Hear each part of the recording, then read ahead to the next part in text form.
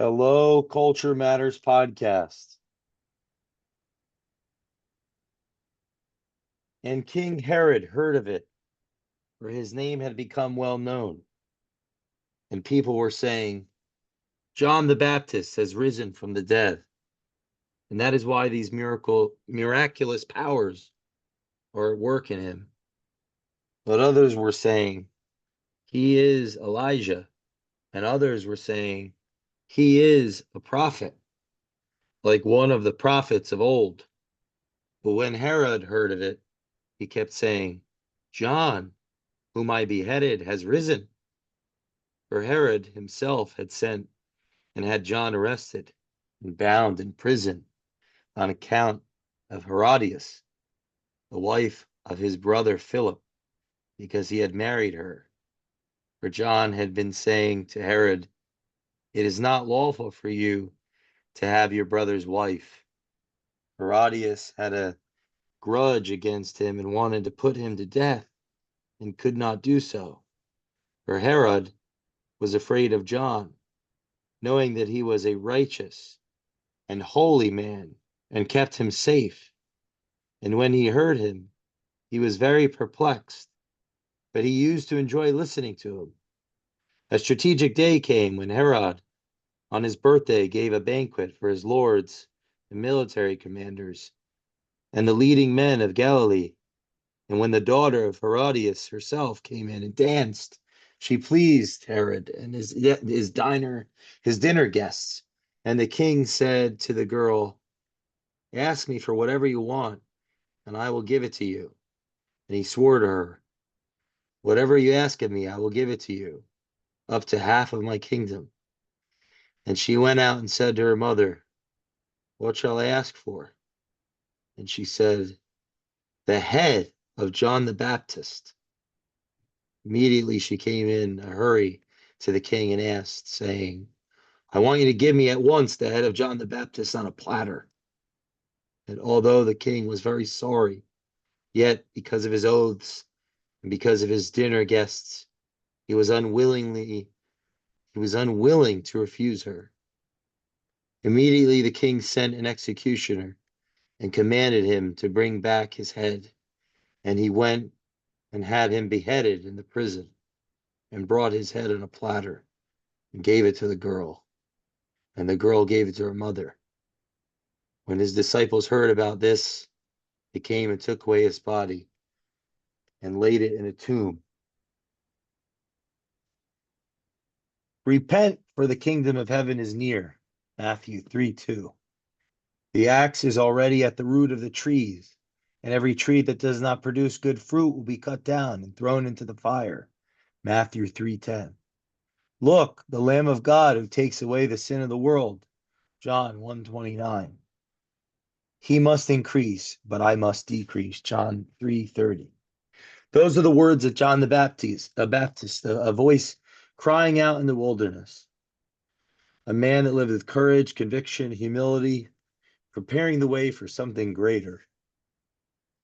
In many ways, Charlie Kirk embodied the same bold spirit, confronting culture, calling people back to truth, and pointing himself towards values that endure.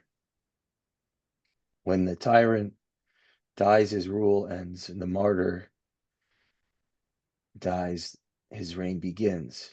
Today, I'm joined for a tribute in truth with one of our regular guests, friend of the Culture Matters podcast, Christopher Vester, a man of faith who acts boldly. And I need to memorize the rest of that safely. Man, I gotta who acts boldly. That's From integrity, with love, standing as a beacon pointing to God's grace and mercy. amen. Yeah, it's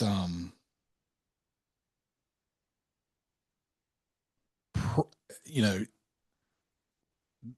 the generation that wasn't alive for 9/11 will remember 9/10. They hadn't had that culture shifting moment that we of my generation had. It, I think, I mean, it's obviously been the topic of a lot of conversations, and I don't think I've ever put a political, I would say a quote unquote political post on any type of social media, and I put a post about who Charlie was, not because it was political, but because it sorrowed me. It made me grieve. Um,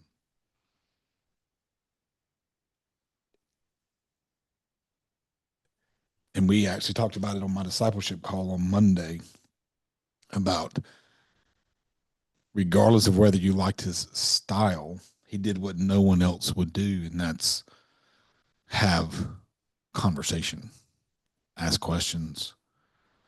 Um, I mean, the whole point of him being on campuses was change my mind. I mean, he was open to having his mind changed. I think it would have been a tough job because he was pretty well thought. But for someone's life to be taken because of the truth that they spoke, I had a conversation today.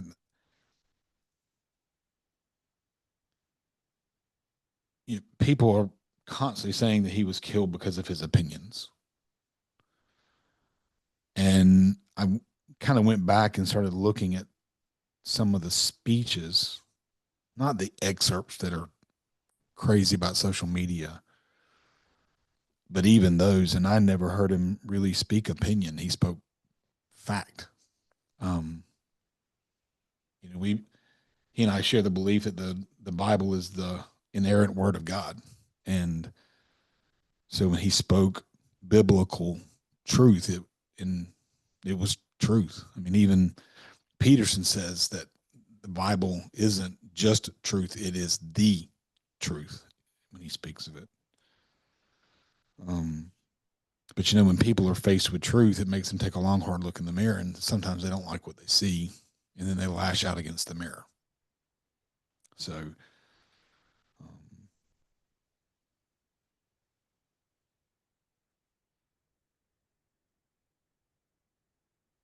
to see what he created was, I mean, somewhat amazing from an entrepreneurial, view.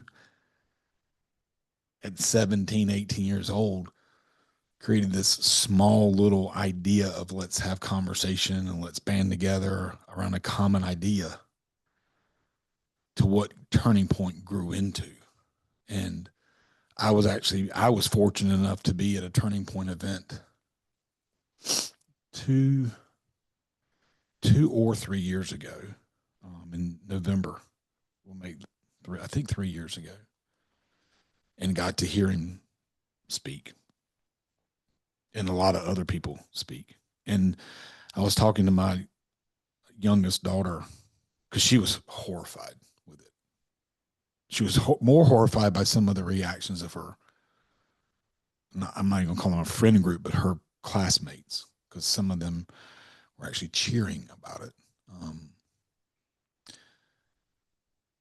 But I told her, I said, the encouraging thing for me being at that event is seeing a generation that took pride in their appearance. They were respectful. They were it was like the crowd was encouraging to who was there to hear him speak. But Jay, we've talked a lot about founders' mindsets, and to have someone that had that sort of an entrepreneurial founder's mindset who was that deeply rooted in his faith and saw a cause larger than himself. I mean, every interview, what do you want to be known for? The boldness of my faith. The boldness of my faith. And I believe that's what it'll be known for when it's all said and done. But a sad day. I know you and I talked that day, and specifically around what does this say about the culture of the country. Um, and even now, roughly a week beyond it, I believe it's even more evident how gross some of the culture of the country is. But it's interesting that we're doing this tonight because it was actually, I just came from church. I ran in the door and I was like, man, I came straight from church. And the message tonight, so our Wednesday night message are always more of a biblical teaching than they are a sermon, I'll say. There's not an altar call. It's more of a understanding and practical application of biblical knowledge. And we were talking about the doctrine of God tonight, about whether or not God exists, because we've had this conversation about why does evil exist and all of that. But one of the things that stuck out, because I knew we were going to be doing this conversation, was how you hear so much about the degradation of generations, right? How as they get more educated or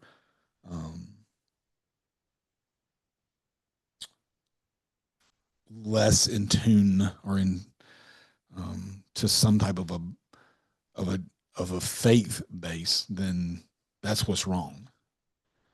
And here's the true statistic. I'm just this is just, as Charlie used to say, this is just facts. Over the past 50 years, the percentage of Americans who believe in God has never dropped below 90%. Now, if you watched any type of media, social media, mass media, whatever, you would think that that's no way that could be true. Now, that doesn't say they believe in a biblical God. It's just some sort of a faith in a God. And only 5% identify as an atheist, an agnostic, or a humanist. And that number over the past 50 years has not changed. It's the same every year. Well, if that's the truth, then why are the ones that are speaking out with such loud voices getting such a bullhorn? And because it's you hear on the news the 80-20, they're on the wrong side of the 80-20. Well, like Charlie was on the right side of a 90-10. Then how, if he's on the right side of a 90-10, does someone's hatred of his speech get to the point that they want to execute him? And not only execute him, but executing publicly in front of thousands of people. Which gets us back to a couple of weeks ago, we talked about the existence of evil. And the interesting thing, too, is when you look at certain segments of the population, so postgraduates, you would think, okay, well, the more educated someone becomes, the more likely they are to not believe in God. Well, because the 90% is the all population. Well, 80% of postgraduates have a belief in God.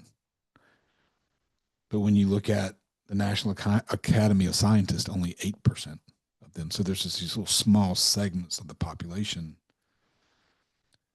Well, if they're so small, then why are they getting such a platform? Why are they taking up so much of the screens? And I just believe it is a spiritual warfare. Like I am 100% a believer in that.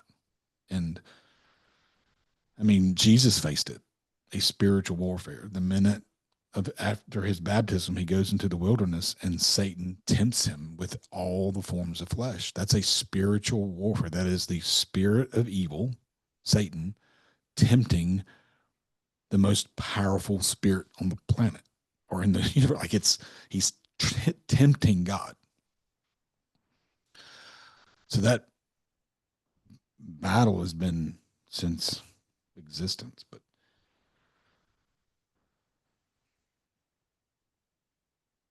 it's just sad. What do you make of the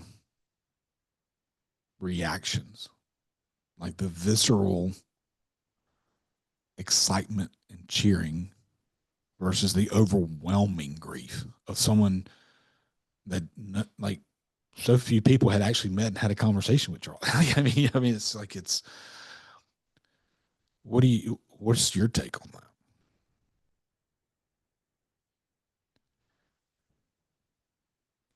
Well, what does the book say about how people reacted to some of the players and throughout history? I would be Mm-hmm. curious about that historically.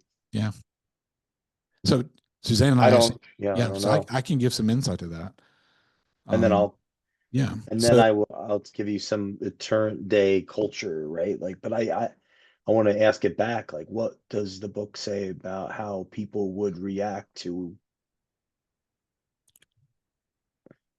yeah. So Suzanne actually had this conversation real quickly this afternoon just before church, and she said she heard an interesting quote. And I don't want a single listener to think I am trying to compare Charlie to Jesus. That's not the comparison. Okay. But someone said today, I could never understand why the crowd, when asked by Pilate, who do you want me to release? Because he gave them a choice. Pilate gave them a choice: Barabbas, the murderer, right, or Jesus. And the crowd chanted Barabbas, and they knew that he was a murderer. I mean, he had been arrested for murder.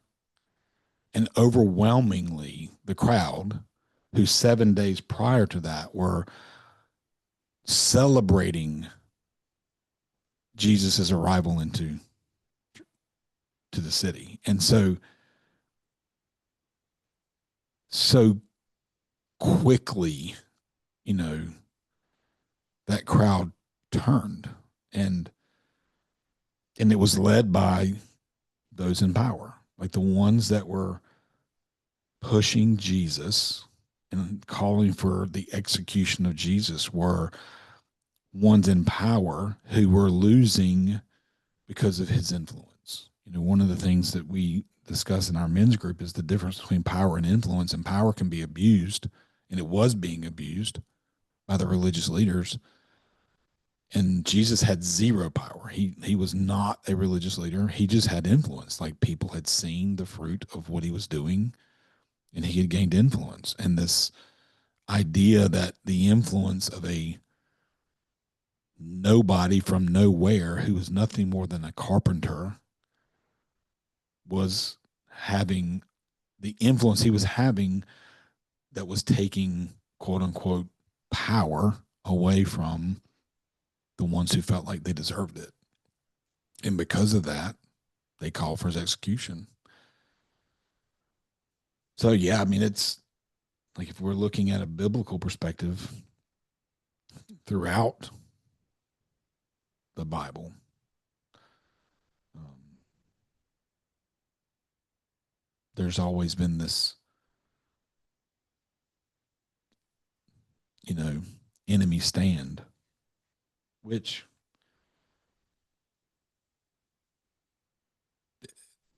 is, I mean, if you're studying the Bible, all is to be expected. I mean, we're told as followers of Jesus, we're going to face persecution, we're going to face trials, we're going to face hate. I mean, Jesus said, you know, they've hated me, so they're going to hate you. Um, but we're also called to stand up in that. You know, and I think that's probably one of the saddest things because there's so many people out there saying he was preaching hate because of a 10-second clip that you don't get to hear how he finished the conversation or the question he was even asked. All you're hearing is this statement that comes in the middle of a monologue that that statement alone could be interpreted as hate, but that's not what he was about. It wasn't. Like he was too grateful for his own salvation to be hating on anyone. Like he stood as a sinner saved by the grace of God and was open about that. Like he says, why do you believe in God? Or why are you a Christian? Because Jesus saved my life. That was always his answer. Jesus saved my life. This is who I am, a sinner saved by grace. And someone who truly understands that perspective, understand that they're no better than anyone. Like we're the same. We just have a different circumstances.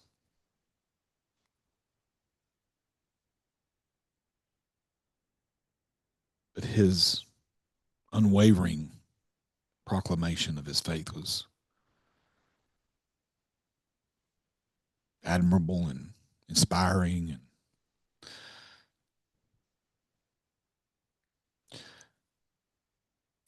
And the other thing that stood out, as harsh as this was, in front of everyone with such a large crowd and such a large personality, more Christians were martyred in the 20th century than ever before in history in the world. So we saw it happen live to a person, but that's happening every day in countries around the world where people are killed for their belief. And we are pacing already in 2025 that if the pace continues, there'll be more Christians killed in the 21st century than the 20th. Now, I know there's more people on the planet, but like there's a lot to be said for someone whose belief system is so ingrained that they're willing to take a bullet for it. I mean, I think he took the stage there's a reason he wore bulletproof vest. Like he knew that there was a chance that someone was going to try to kill him. So, but I think it may have been someone put it on social that when a tyrant dies, their influence ends. And when a martyr dies, their influence begins.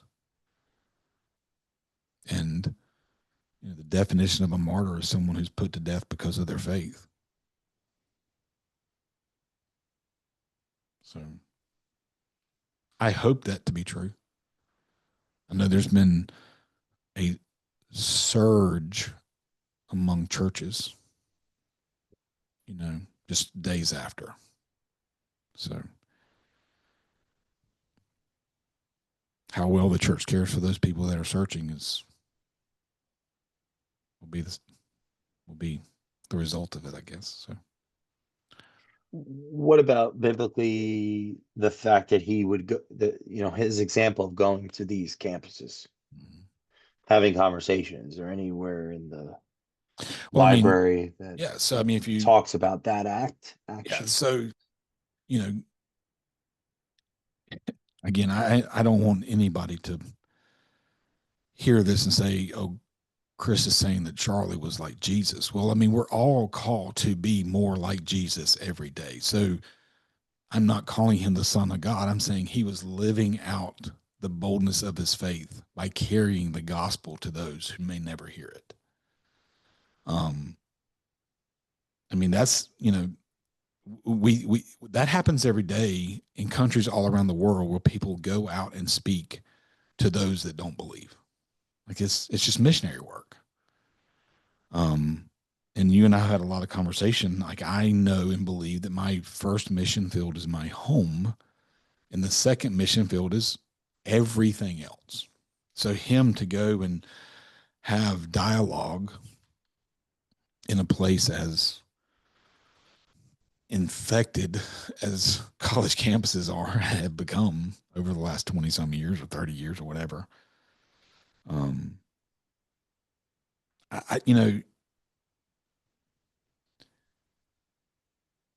if you look at what the disciples did after Jesus' crucifixion and resurrection, you know, here's an interesting story. Like Peter was a fisherman, right? And Jesus picked him and said, "Follow me." And that's what he did. And he became a disciple. He was with Jesus for 3 years through his ministry. You got to see him perform all the miracles. And he even saw the empty tomb. So he pulled him away from his career of fishing. And there's a whole story behind that. And the minute that he felt like that Jesus's ministry was over, Peter went back to fishing along with 8 other guys. And Jesus appeared to him on the beach, and they're sitting around a campfire eating breakfast, actually. And he says to him, "Simon, do you love me?" Because that Peter had figured out, oh my goodness, this is the risen Jesus. Like he had. And he said, "Of course I do." And he asked him again. He asked him actually 3 times. And they are, which is, I think, a pointing back to, remember, you denied me 3 times at my, at my being captured. But Peter, then he said to Peter, "If you love me, then feed my sheep." And so he called him into this significant calling of go and do what I've told you you would do, and that's to become a fisher of men. So feed my sheep, like the disciples. I am the shepherd, feed my sheep, which began Peter's walk of mission work. And so that's what they did. They went and told, they went and shared. And, in the book of Acts, it talks about how in just one day, I think it's 5,000 day of Pentecost came to faith. But it's going among people who were not traditionally going to hear about Jesus, because at this point now it's not just Jews, it's Jews and Gentiles. It's opening up the presence and the ability to have a relationship with God to everyone. And so that's what they did. They went and spoke to everyone. And when you look at the way Paul did it in some of his teachings or his writings, when he went and spoke, it was with humility, and it was just to tell truth. It's this amazing story where Paul is like, he's been told, you're going to be a teacher of kings. And it's a long, crazy road of how he got there, but he got brought before a king. And like like I said, the road to that is nuts. It's really it's a neat story. But if you're Paul in any of those moments, you're like, how is this going to get me in front of a king? And what got him in front of a king was the religious leader saying, we're going to kill this man. And the Romans had him captive, and they didn't want to deal with the issue of him being killed under their captivity. So they found out about this plan to kill him. So they took him, surrounded him, 300 Roman guards surrounding Paul from all directions to keep him safe, and carried him so that he could plead his case in front of a ruler. So there's plenty of evidence that we're called to go and speak and have conversation and dialogue.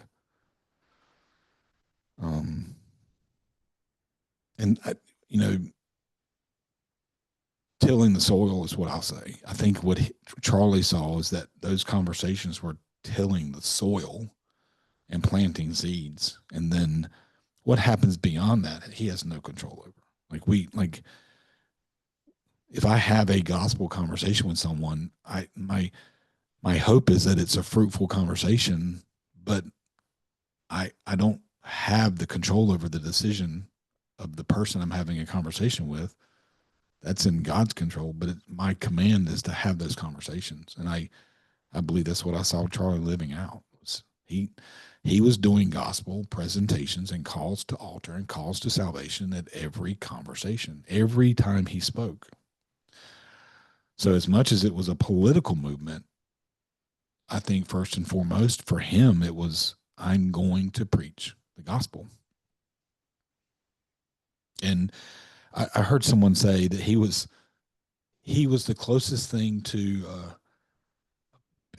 they named a political figure and Billy Graham, like having the charisma of a certain political figure, but the biblical knowledge and theology and passion to share the gospel of Billy Graham, you know. And I think that scares people. But the odd, because I mean, I don't, again, when shown, when we're shown our brokenness, right, then we're faced with that brokenness, and that brokenness leads us to a certain decision point. And I don't think people enjoy the heaviness of that decision. And I think I feel like it's one of the things that scares people the most. Yeah, the Bible is often used incorrectly. It's used as a weapon to point out the faults, the brokenness in other people. Like we use this, we'll pick out a verse and say, this is where you're violating this verse. And what we should be doing with the Bible, the correct use of the Bible, is a mirror. Where am I not living up to the standard? Which we'll never do, but the understanding of the standard, you know, the law was written so that it gave us knowledge of sin. Without knowledge of sin, we have no idea that we're a sinner. And then Jesus came to fulfill the law and give us the way out of it. But it's still a mirror. It's not a weapon to be used against anybody other than our own transformation. And I think sometimes that's not the message that people present. It's not the message that people hear. But that transformation it's a transformation it's a call to transformation that's rooted in love, the greatest love of all. And that's the love of Christ.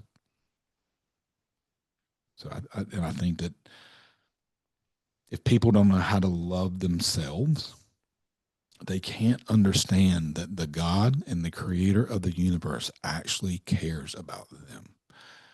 They love them. Like I know my God loves me. And Pastor John said tonight, he goes, I don't understand why. I don't.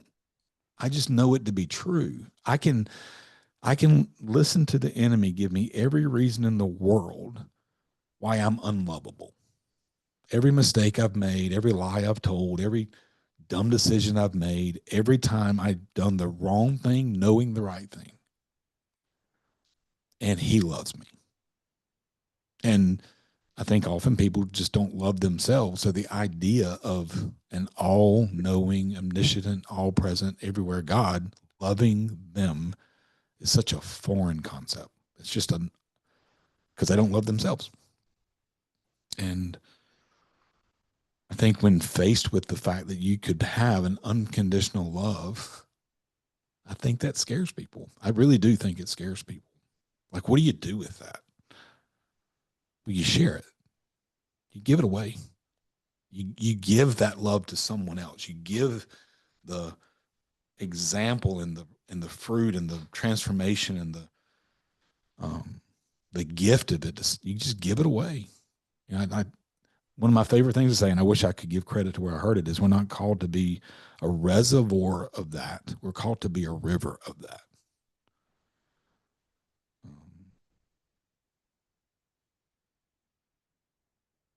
And I think that's what he was trying to do. So I think he was doing what we're all called to do. You know, it's Jesus gave it the command: go, teach, baptize, make disciples. Like that's what we're called to do. And each one of us has some type of a mission field that we're a part of. And Charlie just had a big one. And the way he chose to do that is I'm going to have conversation. I'm going to have deep, thoughtful conversation. And he took a lot of heat. You know, it's at his rallies or at his gatherings, they made this line, and if they went to you and said disagree or agree, disagree or agree, and anyone who disagreed got a free pass to the front of the line. He wanted to have conversations with the disagreeers first. Wow. You know, I mean, and that's conversation as a whole is a lost art, but conversation with someone who disagrees with you is, man, that's a muscle nobody uses, because we're so easy to get offended. And if you don't love yourself and you're having a conversation with someone who knows that their God loves them, that can be offensive. You know, so I think it's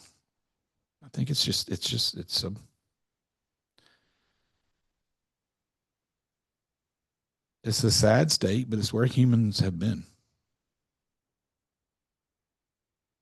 I mean, we're broken, you know, and need to understand. I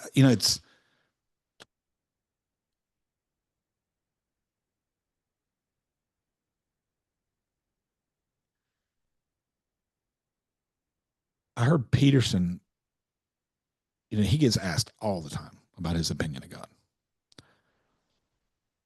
And I wish I could remember the podcast, and I think it may have been one you sent me, but it's a faith-based podcast that he was on, and he did what I think is the perfect thing. And they asked him about his faith, and he goes, "What do you think?"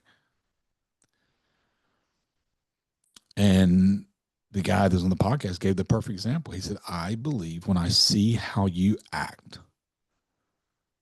that there's a definite understanding of a creator. And when I see how you treat people, I would lean towards the fact that you understand that Jesus was the Son of God." And of course, Peterson's never going to answer that question. He gave a really good reason as to why he didn't, because faith is a personal decision. But once you make that decision, it is our command to share our faith. So I just think that he was doing what he was called to do. And I think he was willing to take the hate. You know, he was willing to take the ridicule. He was willing to take whatever somebody was going to throw out of him, because he was so rooted in who he was loved by. I mean, it was,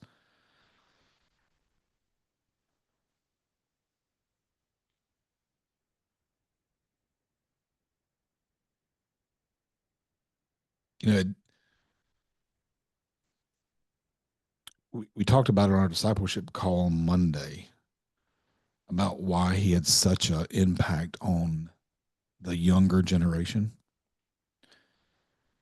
And Jim Sabelico said, you know, I think that it's a sign that there's not enough of those people in the homes that these people are looking up to. So they found someone who was that they could look up to. And I pray that because they found that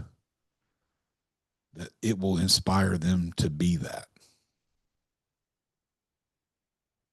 You know, when I speak to men, I talk about the advocation of our children. What do we advocate to someone else? We advocate teachings. We advocate growing someone in faith. We give it to someone else. And I think that's such a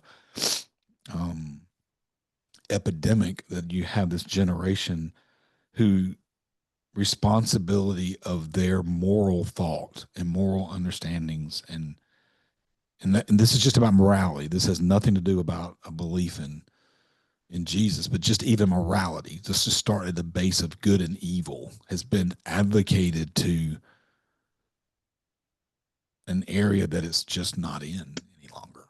You know, K through 12, like we got kids graduating that can't do math or read, you know, and for them to, and for anyone to hope that they go through school and maybe learn good and right and wrong, it's just kind of, it's just misplaced. And I think where Charlie was meeting those people was in a space where a lot of self learning happens. Like you get outside the home and you begin to discover who you are, and you operate in curiosity. So why not meet them in their full curiosity? I think we've talked about the All In podcast before, and they actually had the president of Dartmouth and the president of Berkeley on, and they talked about the degradation of college campuses. And I can't remember, I think it was Chartmouth that asked the question. He said, you know, what is it because they're coming to you so underdeveloped that you're having to redevelop these children, their ability to have conversation, their ability to disagree. And both of them said yes, that they had come through K through 12 and never learned the skill of conversation or disagreement. So,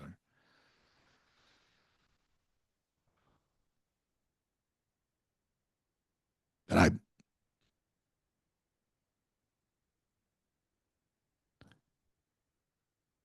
I just, if there's a, you know, he says, I want to be remembered for the boldness of my faith. And I can honestly say that's what I will remember most about Charlie. I mean, it's unapologetically bold. And I'd agree.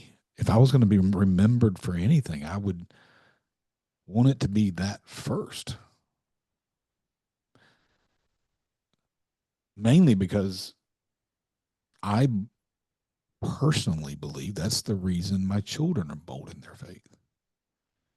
Like my first mission field is my home, and you've been around my kids. They are unapologetic about their faith. They're not judgmental of others for their lack of, but they're unapologetic about theirs. So, but I mean, I can tell you it was for Shelby. I mean, she was the one that I had the most conversation with because she rides back and forth to school with me, but she was wrecked.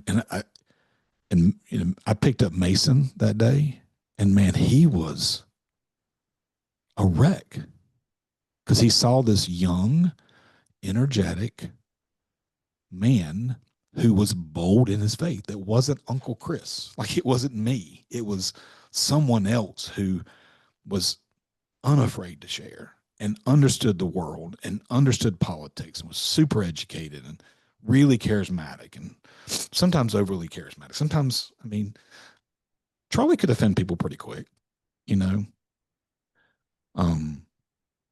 But again, I mean, he got to see another picture of it. And when I picked him up the next day, because when I had dropped him off, they hadn't announced Charlie had passed. And when when they announced it, he sent me a text message that said, "I told you so," because he had seen the video, like that horrific video. And I was like, man, I said it would have been tough for anybody to I mean, I don't. It was meant to be what it was, which was a kill shot. And I said, it's a sad day. And he said, yes, sir. And when I picked him up the next day, I even told Suzanne, I said, he is depressed about it. Like there is a state of depression in that young man who had never met Charlie. He just loved the fact that he stood for something that he believed in.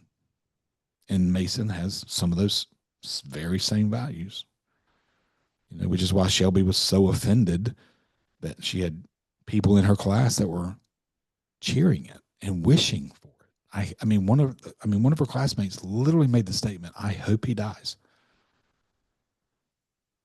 And I went to school the next day and had a conversation with the headmaster, and I said, "I'm not here to fight my daughter's battles, but I want her to be heard, because that's no different than her saying to Shelby, if you think like him, I hope you die." I mean, that's what that is. And I'm sure at 16 years old, that's not how she said it or meant it or thought it, but it's the truth. If you're different than me and you hold a different view of the world than me, then you don't deserve to live.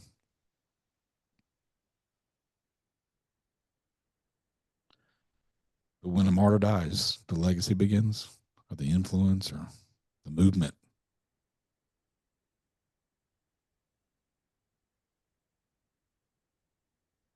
You know, people don't get executed that are not threatening.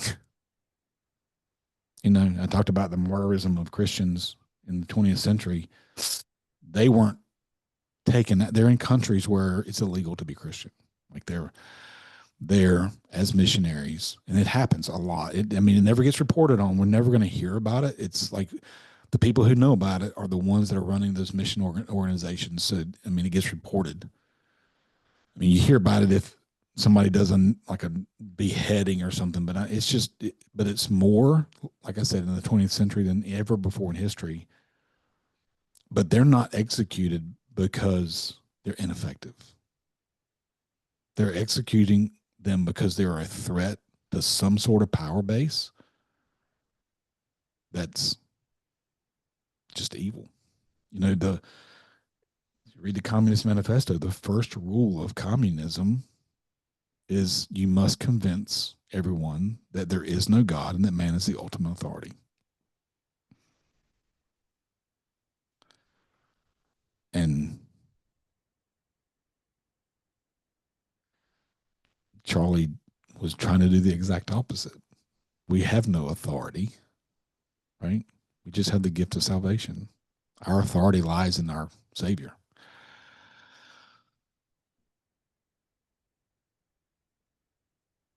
I think it's important to share, get to unpack this a little with our audience, that Charlie's beginning started with, patriotic parents. They weren't political. His father was an architect. His mother was a trader in Chicago and became a mental health counselor. He recognized an underemphasis on the founding and the beauty of the Constitution in his early adolescence, and he sensed an impulse to degrade our culture's axioms in his, I guess, middle school, high school experience. Mm-hmm. He started off as a Libertarian. secular, Yes. free markets, limited government. He read Ludwig von Mises, which I have his magnum opus right here. I've been reading it for years. Um, he read Hayek, who's downstairs. He read, a lot of these are just great books on economics, and this is all Mises. That was the last great Austrian economist, and he was a student of like Milton Friedman. So we went to these campuses, they didn't really know what the hell he was talking about because they're studying Keynes. or But or something. what's most impacting to me, and this is where I want to explore with you, it was said again and again, he was he went to these campuses, right? So he had certain presuppositions he was operating from when he started his journey as a teenager. He read F.A. Hayek's Road to Serfdom, and that probably scared the hell out of him because Hayek used to debate John Maynard Keynes in the 20th century, and that was the big debate. You know, so he goes into these universities and he's having conversations with all these people. Who knows how many thousands? But he's not operating from his faith isn't a component of his ontology. At that time, he's a secular, patriotic, afraid, energetic, intense, a bit, just like any young teen on that side of things, any of those libertarians, a bit hyper individualistic, controlling, and probably a bit paranoid and skeptical. Okay, might as well be. I got the Fountainhead right over here. Might as well be reading the Fountainhead. Ayn Rand's Atlas Shrugged. Yes. I You was like, know, he had to read some Ayn he's Rand, right? he's definitely reading an Atlas Shrugged. Like, what the hell? Fahrenheit 451. I mean, Yeah. what is this guy doing? So, but this is what's so emotional for me. The show is called Culture Matters. That's what this show is called. This is a person that starts a political nonprofit think tank, community activism, who's a secular, he's probably agnostic at that point in his life. And he's having conversations with his peers who are clearly as lost as him on the other side of the aisle. And he says again and again and again, politics is downstream of culture. Culture matters. Culture, media, education, institutions influence politics. In fact, I've been saying this for years. When the conversation isn't happening on both sides, there's smoke, there's fire, there's larger issues at play. We're arguing and killing each other over symptoms. What's the real problem? Well, we can't figure that out because the company isn't functioning where there's communication. It's so busy arguing with itself, it can't figure out what the customers think. We're the customers.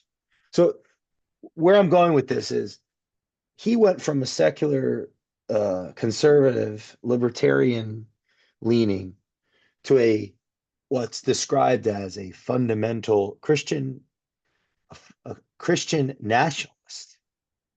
He became Although, more and more, although he never called himself that.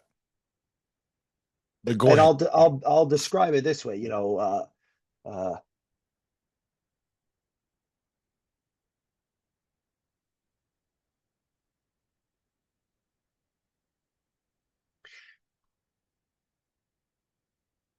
it's as if the more that he talked to people and met with people and had these debates and these conversations,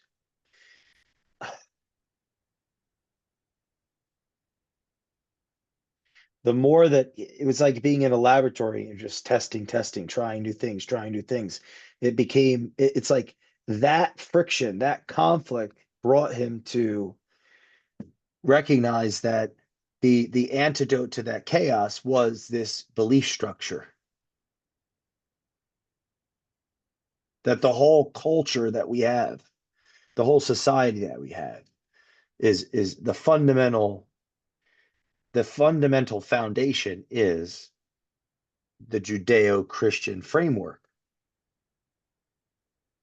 So his faith came later from the experience of putting himself into these very high pressure cooker environments. You go from being really a non-believer to a martyr for his faith. There's a, and by the way, I think this, Dr. Peterson is my prediction is that he is going to say out loud what he is. and a murder of someone like Charlie, a student of his, will put him in that position to have to decide. Because the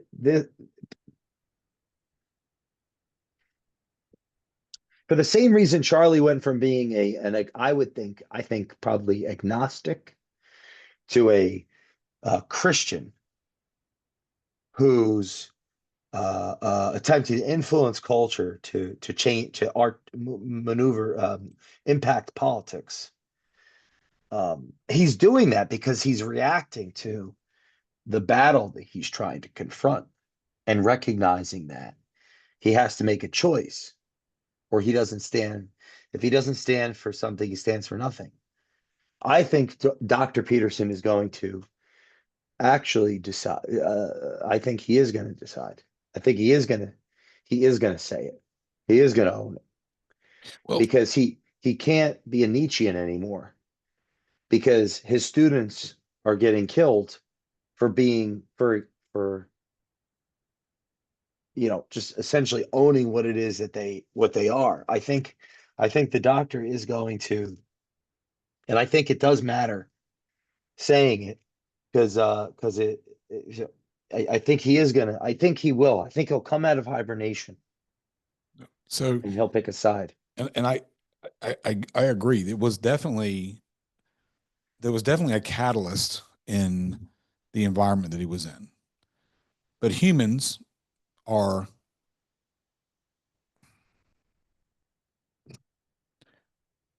overtly looking for something to worship. Like we want something to worship. And when we don't put that worship in a personal belief in a God or a creator, we'll take that worship and putting into something idolatrous. Like our pastor said tonight, he's done a ton of missionary work. And he said, I've not been anywhere that there was not some type of idolatry happening. So we are built, and we know this, we are built to worship. We were created to worship. But outside of having that personal relationship with, as I see it, the one true God, then we will find something else in which to put our worship towards. And like we want something that pulls us forward. We want something that moves us. We desire that. Where does that desire come from? It comes from our Creator.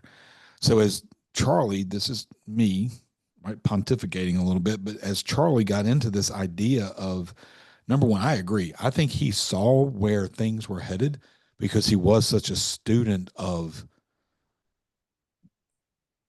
capitalism, and like he saw like this is going to get to be a mess if we don't do so. Like he felt this strong desire to go after that. And again, a lot of people see capitalism as a worship of money. Well, if he's seeing that maybe that's not the full answer, maybe the full answer is there's a reason I have this desire to want something and understand there's a good and an evil. Like, where does the idea of understanding that there's morale, like there's a good and an evil? Like, I feel like everybody at some point in their life recognizes that it's not good to do something and it's evil to do something else. And so where does that come from? So as he's having these deep conversations, and you said it, just as lost as he was, then I believe you're right. I think it drew him to the conclusion of there's something more to all of this than just what I'm looking at in the fiscal area. Or, and you said it, and he did, like, culture is where it's like where we're at in politics is where the culture is, or at least what part of the culture gets the loudest voice. I The mean, culture dictates how politics is done. yeah, The but culture is the story, are the stories. You asked me a question at the beginning of the show that I deflected so I could understand better really what the biblical basis for some of this that you're more expert in. And that's, essentially what's behind those that are maybe laughing or applauding or celebrating. It is as simple as they are operating from a different story. They have different core values. He's not their hero. He represents an enemy or an avatar of ideology, philosophy that to those that are celebrating oppresses and goes against and confronts negatively their identity, their ontology, their being in the world, and that oppression, that friction, uh, leads to projection. That's so it's easy not to have pain, but pride when my enemy is dead, when we win, we celebrate the war. We are operating from different stories, different philosophical foundations.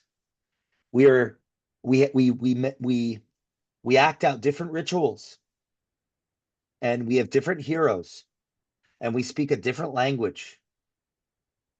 One side of the equation believes there is no morality. It's subjective and interpretive and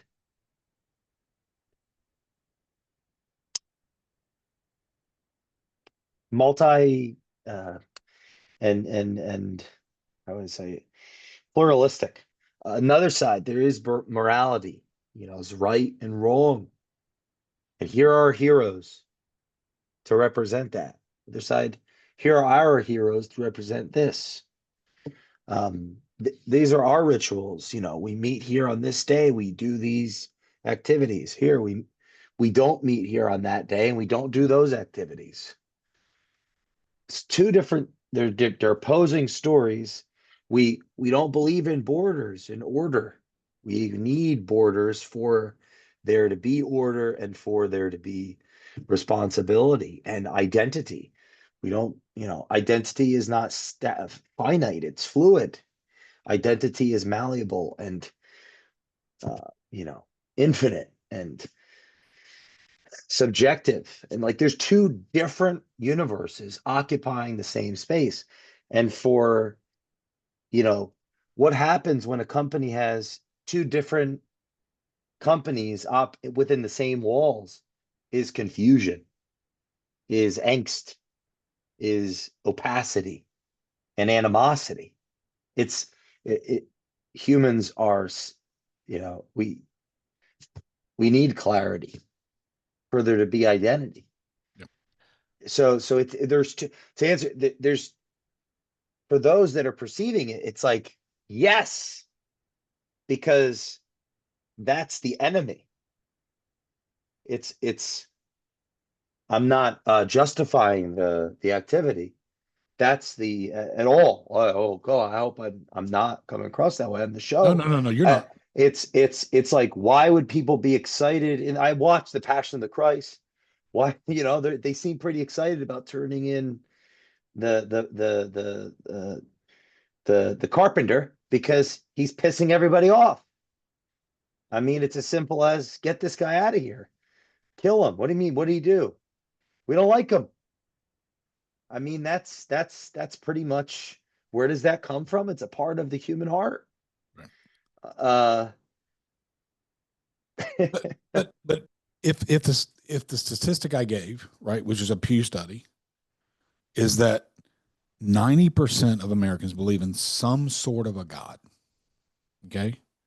Which means they understand that there is good and evil. Like there is, I'm not saying it could be any of the religions of the world, but there is some type of a religious base And interestingly enough, the majority of the religions of the world, right, with one exception, don't hate Christians. Like it's not a, it's not a, they don't see Christians as being evil. There's just really just one. And so that if it's such a small percentage of the population, then why is that small percentage of the population's voice right now so amplified? And you said that politics is a byproduct of culture, but what about when culture is manipulated by a select few? Like when Elon came out with the Twitter files and they were talking about how many bots were part of Twitter and how those bots were meant to skew a conversation in a certain political direction. And you hear Zuckerberg come out and say, "We were told to silence these voices." Well, if those voices are to some degree a vast majority of the world, then why is it so important to a select tiny few? And you're right, I get it. They have a different idea of who the enemy is, but it's a small percentage that has gotten to be the loudest voice. And and it's and it's interesting to see how when someone like Charlie's taken away, the overwhelming response is let's have prayer vigils. Like let's pray together. Let's gather. Let's pray. Let's remember well. Let's honor. And when other things happen, it's let's burn down the city. And objectively looking at that, you're like, well, one of those is obviously less destructive. How can that not be the way it ought to be? And like, unless you just are chasing destruction, like and that's what the enemy does. Like the enemy is chasing the destruction of mankind. It's just curious to me that that voice is so amplified. I mean, to the point that based on a simple, small post on Facebook about Charlie being a husband, a wife, a believer. I think the role of social platform, I think the role of technology and social platforms is playing on that for that there it doesn't seem like because we're living in the moment and maybe those scientists and that data won't be available to the next generation or after. But if you have hundreds of millions of people being fed it, being fed information that's helping shape their self, their identity. Right. It's That's an echo to a degree. Like it's an echo of it's what you want. 100% an echo chamber. Right. Right. I'm doing this tribute with many people I care about, a greater idea that culture matters, and it's absolutely leaning, you know, center right, right. Why? Because the echo chamber of the world. It's not because I'm intentionally trying to have, you know, I'm being programmed. I want to, I'm not thinking that I'm, any different. I'm being, it's programmed by the programs as much as anybody. We're having this conversation, this tribute series around the idea of the individual. What what can individual? There's a bunch of reasons why, but it's like, you know, I'll go back to the social piece. You have all, yeah, we're being fed. Think about it. If I watch a video It resonates with me. I watch it longer. I get more of that. Right. I watch that longer. I get more of that. Any functioning identity, individual self is going to have contradictory thoughts. Like if you study the literate, like that's part of the human condition, and we have Sure. contradictory thoughts. So like in our own minds, we're supposed to have contradictory thoughts that kind of balance. It's balanced out by our life partners, our wives, our husbands. Okay. Well, if you think about what could be the long-term impact of those contradictory thoughts becoming, it's too one side lopsided because of how information on through these platforms are feed looping back,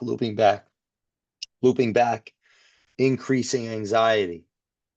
We don't know. The philosophers aren't philosophizing, and maybe they are. Where are they? Oh, that's not looping back in my social media feed. I don't know if they're philosophizing. So, what are the long-term effects politically? So I guess the piece of it, humanity here, maybe there would have been a time in the past where, you know, people on the other side wouldn't have been as upset, or that's just my emotional bias for feeling the grief because I see somebody that looks like me that uh, uh, seems to be a genuine person that has this cultural movement that seeing them be murdered is going to have an impact. Somebody else that maybe they're on this hamster wheel that has it in their mind that this person was up to no good and is no good. They're not getting that physiological reaction.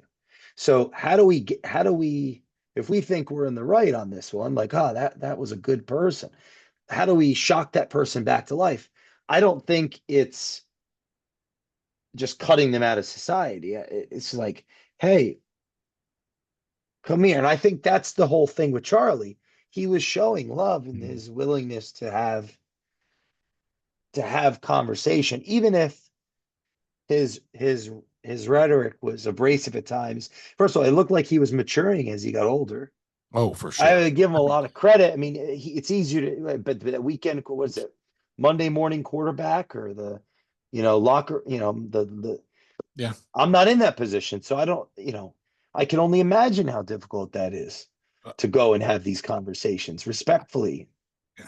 I'd have jumped across the table at some of them. Like I know, like I don't have that self control. I don't. I just. But so I know we've covered a lot on this episode, but I guess the piece that I wanted your thoughts on was the faith. It seems to me that his faith blossomed proportional to how much watering that he was forced to do, the more and more people that he had to talk to, and compelled to face, and he became closer and closer to his faith, which is at the root of this culture war. Is the difference between faith and anti-faith. I'm curious your thoughts on that. No, I agree, and I think when and this is just I can't. He spoke for himself way more eloquently than I could have ever speak for him. So I'm going to speak for me. You've been with me when I'm with my men, and I tell them, we have the cure for the cancer of the soul. And I think, as you said, Charlie matured, and I think some of that was a spiritual maturity. Like I think he became Mm, more and more in tune, and mm, which is the transformation of Christ in us. Like it's this idea that we go from being flesh led to spirit led. Like that's the mm, transformation over time. And I think as he became more spirit led, that he did show more maturity. And and less abrasiveness.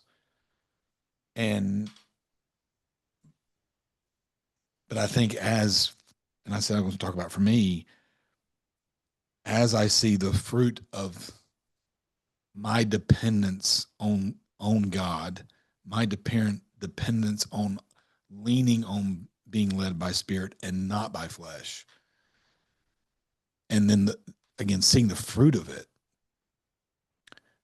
like all I want to do is for other people to see other people experience that, and not in a selfish way.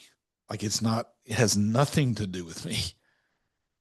This is what giving my life over has done in my life.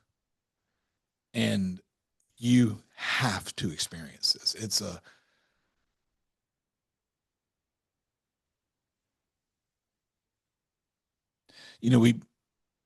One of the things we've been uncovering that I've been helping the guys on Tuesday nights uncover is what burns your heart so much that you can't wait to get up in the morning to work through that. Because it's men, and John Eldridge wrote a great book, and he talks about in the book that we're hardwired. God has hardwired us to fight a battle, to live an adventure, and to rescue a beauty. And if you can understand those three things and identify how to make that happen, then you can really understand your calling to a degree.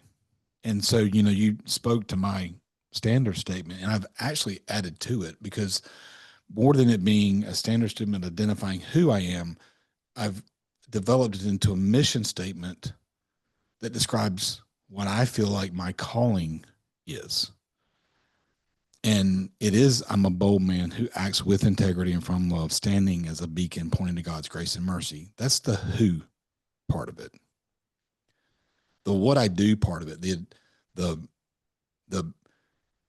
adventure I'm on is to lead men to follow Jesus, and while teaching them to be a leader everywhere they place their feet. The beauty part of it is while ministering to couples alongside Suzanne. And then the battle we're fighting is to affect the divorce rate of marriages. And then there's a why behind it, so that they can lead others to be followers of Jesus. So there's this who, what, and why part of it.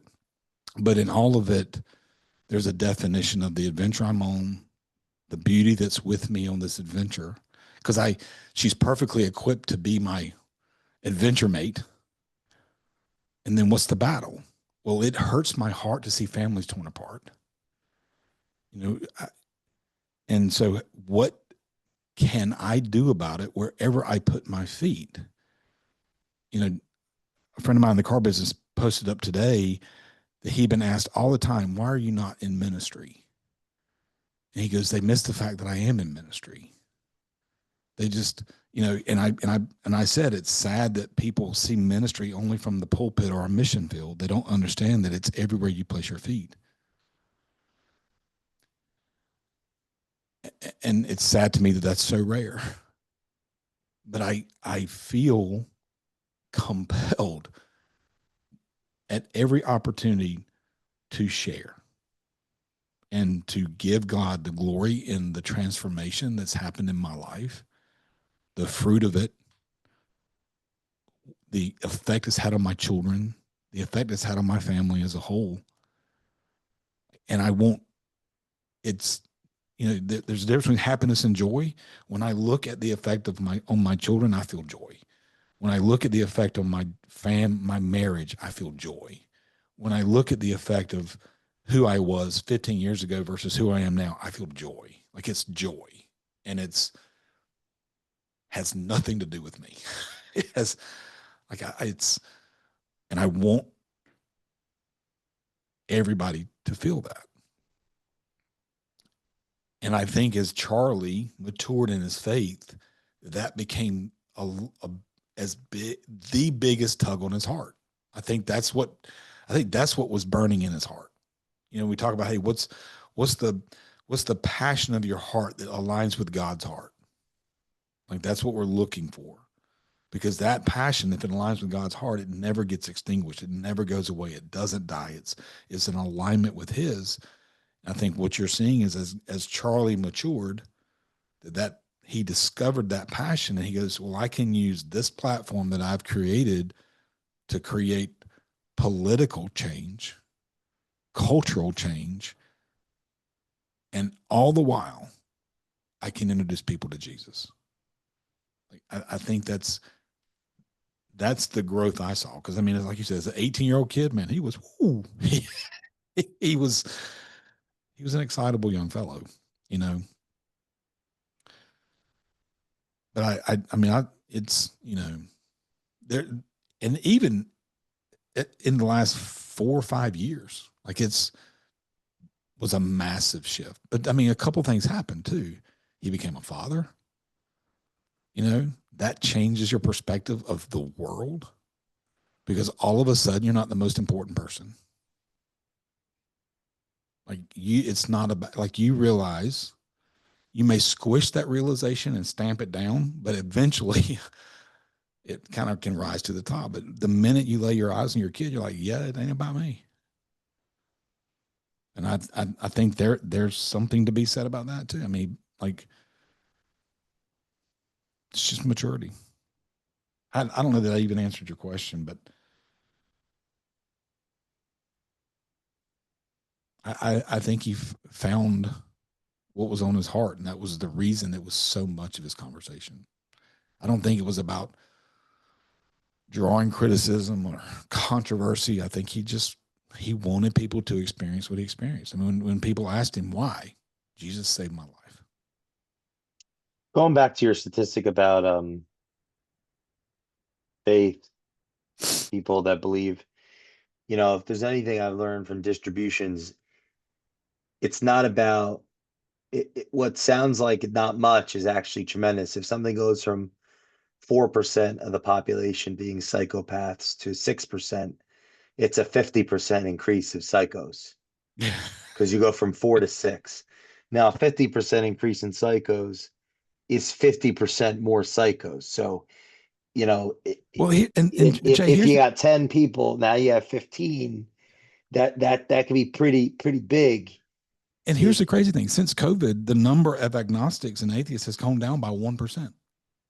It's actually dropped, which is 25% dip from 20% from 5 to 4%. Yeah, and then we run into the problem of, and this is where Peterson gets hung up on, is the necessary emphasis on how people show up in the world. Right. Yet, in the absence of the vocal agreement and acceptance and ownership, then what are we worshiping? Yeah. Yeah. Because in that conversation, he talked about bearing your cross.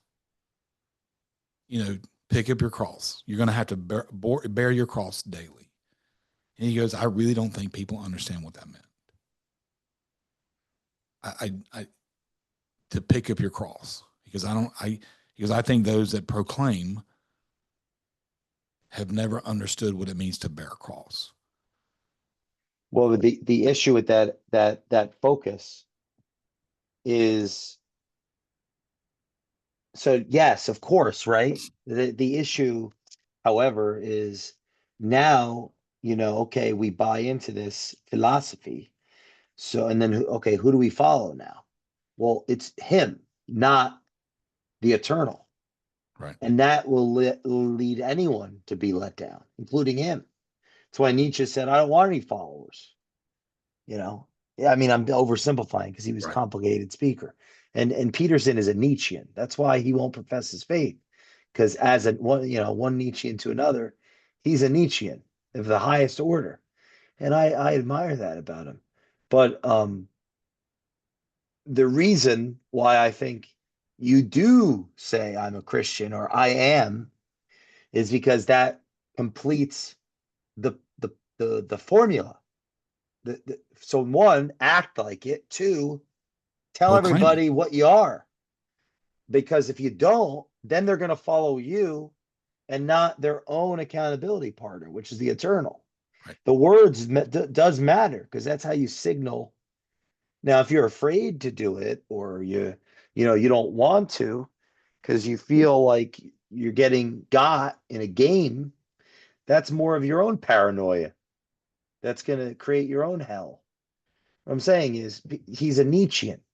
I'm not calling him out in a negative. I mean, I mean, I I'm understand. just calling it what it is. It's yes, of course, the beliefs are important, but actually, that's like a jigsaw. I've been thinking about this for years. It's like a jigsaw. No, what's that? Jenga. Yeah. If the overemphasis, the overfocus on how people show up misses the whole point, because part of the reason Christianity is valuable is because of our innate hypocrisy. Right. Like there's no ultimate reconciling of how hypocritical and false. That's the idea of sin. So it becomes almost like a cult psychology. And I think the doctor is kind of, that's why I think he's actually, Charlie dying is going to, Charlie was a late bloomer, and so is Jordan. I think he's going to bloom. I think he's going to decide. I think Charlie getting assassinated, um, as a Christian man, is going to force people to decide. And I'm hyper focusing on the teacher as a way to deflect my own indecision. Let's just be clear, everybody. Calm down. The Nietzscheans are going again. It's much easier to talk about Jordan than me. I Oh, I want to end this I with a know. quote. No, Yes, yes, but one more yes, thing. yes, yes. The I still think he's gonna say it, but yeah. Yeah. so you struck something a while ago that the proclamation part of it. There's a quote that a lot of people in the church use, and it's proclaim the gospel, use words when necessary. In other words, let it be your actions and not your words. And I think that's horribly misused. I think it's proclaim the gospel and use your words. It's it's like a lot of people, of the ones who proclaim to be Christians, only 4% will ever share their faith with someone. It's a very tiny percentage. And I think they point to that quote, and it's not a biblical quote, by the way. It's someone who I want to say it was it's an Italian monk that said it. But they use that as, well, it's because of how I'm living. But if you never say this is why I'm living the way I am, then you become the God. They're seeing you as self-sufficient. They're seeing you as where it's coming from. And you're right, it completes the cycle because you're pointing to who it is. The title is not for us. It's for the company. Thank you. Thank you. The title, right? Title is not for me. It's for the It's so they people. understand. Yes, the title. That's why the title is there. Whatever So that title is. whatever it It's is, for, it's a signal of authority and competence and right? capability. And human beings need that certainty to to occupy their responsibility. Right. And it's and it matters, and the title matters. And maybe that's what's so emotional about this Charlie guy. He he was all in. At least we know what we got. And to see somebody killed who had a purity of heart. Yes, I already said people that he represents evil in their whole deal. But that's not my case. I don't see him as that. So why is there grief? Someone that, the worst possible crime to the most innocent person. It's an emotional thing to see, It is. the humanity.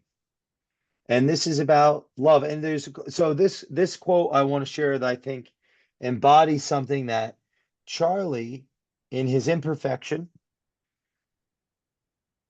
as an individual, just a man, embodied, though, that I think is inspiring and aligned with the show, the purpose, culture matters. Anyone who wants to know the human psyche will learn next to nothing from experimental psychology. He would be better advised to abandon exact science, put away his scholar's gown, and bid farewell to his study,